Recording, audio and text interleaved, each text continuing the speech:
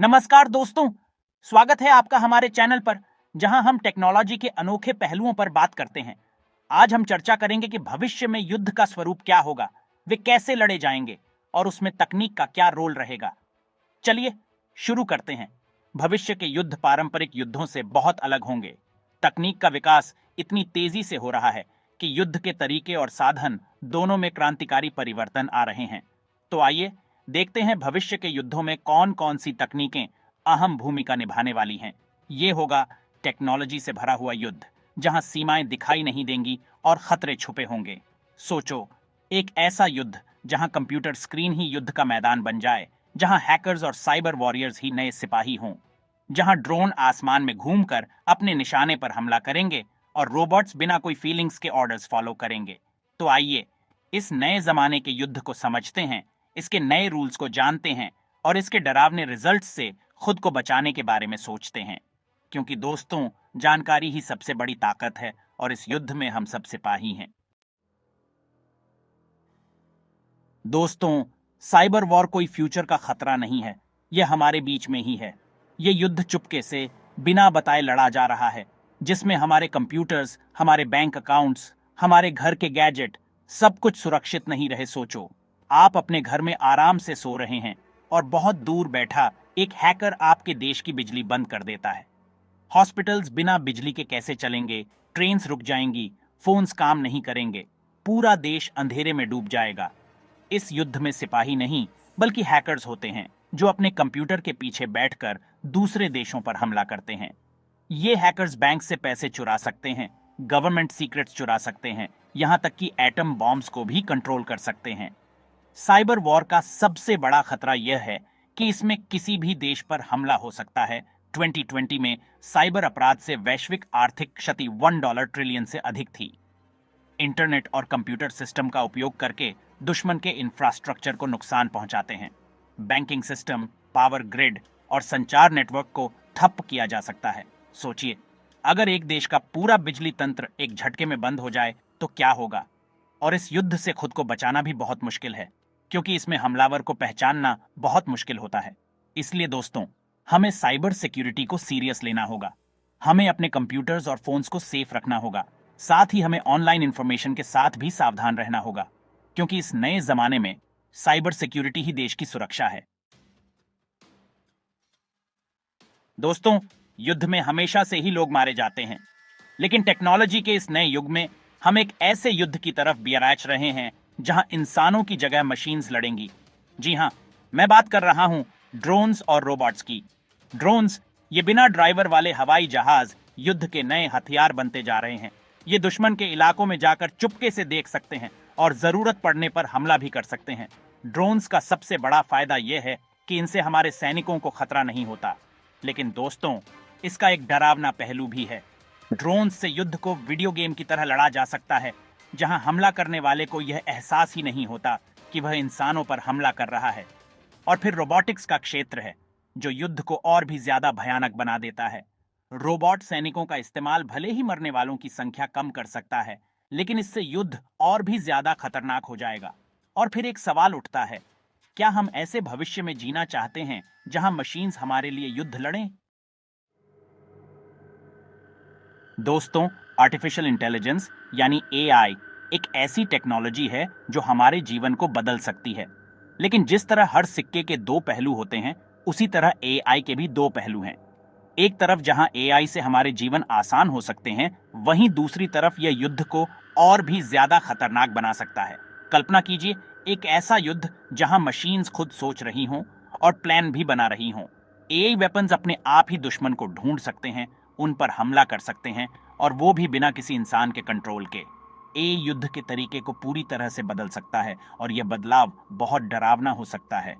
AI weapons न सिर्फ ज्यादा एक्यूरेट और खतरनाक होते हैं, बल्कि ये अपने आप सीख भी सकते हैं। यानी जैसे जैसे ये वेपन्स ज्यादा इस्तेमाल होंगे, ये और भी ज्यादा खतरनाक होते जाएंगे। एआई का इस्तेमाल साइबर वॉर में भी किया जा सकता है। दोस्तों, एआई एक ऐसी टेक्नोलॉजी है जिसमें बहुत पॉसिबिलिटीज हैं, लेकिन इसके साथ ही इसके खतरे भी हैं। हमें यह सुनिश्चित करना होगा कि एआई का इस्तेमाल अच्छे कामों के लिए हो, न कि बुरे कामों के लिए। दोस्तों, युद्ध अब सिर्फ जमीन, हवा और पानी तक ही सीमित नहीं रहा। टेक्नोलॉजी के इस नए जमाने में स्पेस भी युद्ध का एक नया मैदान बनता जा रहा है। जी हां, मैं बात कर रहा हूं स्पेस वॉर की। स्पेस में जो सैटेलाइट्स होते हैं वो आज हमारी जिंदगी का एक अहम हिस्सा बन चुके हैं। कम्युनिकेशन, नेविगेशन, वेदर, सब कुछ इन सैटेलाइट्स पर डिपेंड करता है। लेकिन दोस्तों, यही सैटेलाइट्स अंतरिक्ष युद्ध का एक बड़ा निशाना भी बन सकते हैं। कल्पना कीजिए, एक ऐसा युद्ध जहां दुश्मन देश के सैटेलाइट को नष्ट कर दिया जाता है। कम्युनिकेशंस बंद हो जाएंगे, जीपीएस काम करना बंद कर देगा और हम सब अंधेरे में खो जाएंगे। स्पेस वॉर का खतरा सिर्फ सैटेलाइट्स तक ही सीमित नहीं है। स्पेस में वेपन्स भेजकर भी दुश्मन देशों पर हमला किया जा सकता है। ये वेपन्स धरती पर मौजूद किसी भी चीज को नष्ट कर सकते हैं, और वो भी बहुत कम समय में। हमें ये याद रखना होगा कि स्पेस सबके लिए है और हमें इसे युद्ध का मैदान नहीं बनने देना चाहिए। दोस्तों, युद्ध में हमेशा से ही नए नए हथियार इस्तेमाल होते आए हैं, लेकिन कुछ हथियार ऐसे होते हैं जो बहुत ही खतरनाक होते हैं। ऐसे ही दो हथियार हैं, जैविक और रासायनिक हथियार।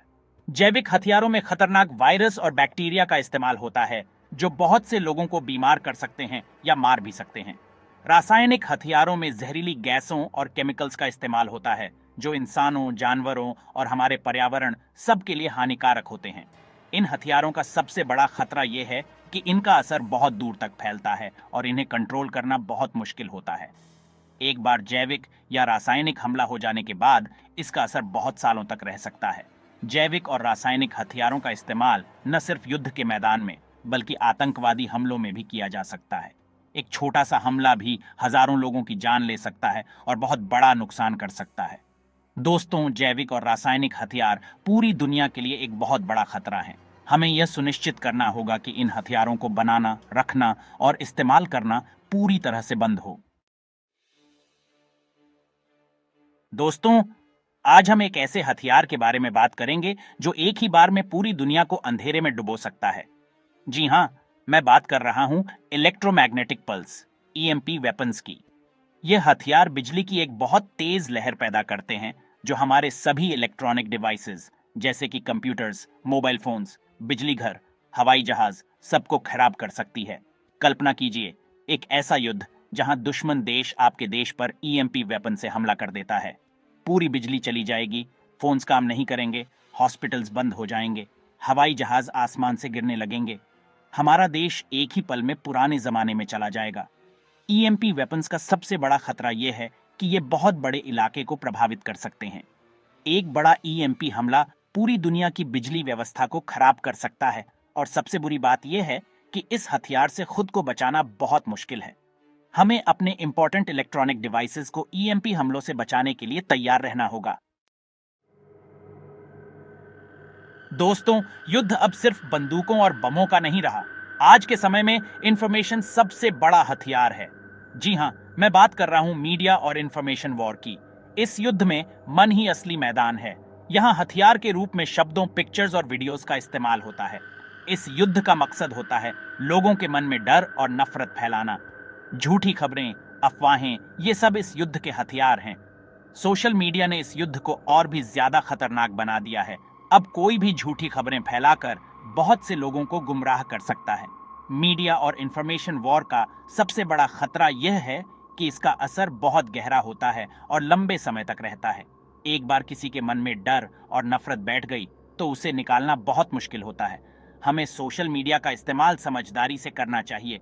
हमें यह समझने की जरूरत है कि सोशल मीडिया पर जो कुछ भी हम देखते या पढ़ते हैं वह सब सच नहीं होता। दोस्तों, मीडिया और इंफॉर्मेशन वॉर एक नई तरह की लड़ाई है, और इस लड़ाई को जीतने के लिए हमें नए तरीके से सोचना होगा। दोस्तों, टेक्नोलॉजी की दुनिया लगातार बदल रही है और इस बदलाव के साथ ही युद्ध के तरीके भी बदल रहे हैं।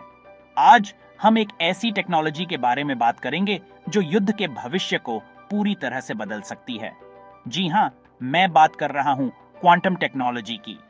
क्वांटम टेक्नोलॉजी साइंस की एक ऐसी ब्रांच है जो बहुत ही छोटे पार्टिकल्स के बारे में स्टडी करती है।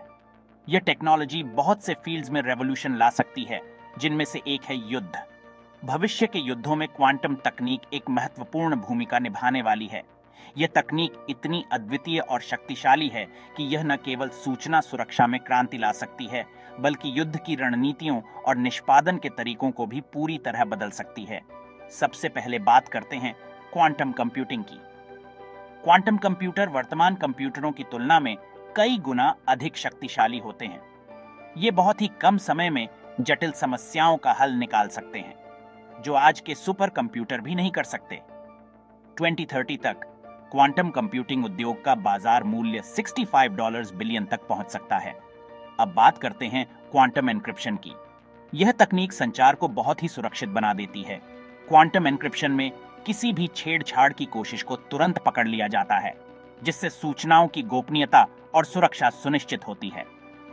क्वांटम तकनीक से बने रडार पारंपरिक रडार की तुलना में अधिक संवेदनशील और सटीक होते हैं। ये अदृश्य हवाई जहाजों और अन्य गुप्त हथियारों का भी पता लगा सकते हैं, जिससे सैन्य ताकत में वृद्धि होती है। क्वांटम सेंसिंग एक और प्रमुख क्षेत्र है। यह तकनीक बेहद सूक्ष्म परिवर्तनों को भी माप सकती है, जो पारंपरिक सेंसर्स के लिए असंभव है।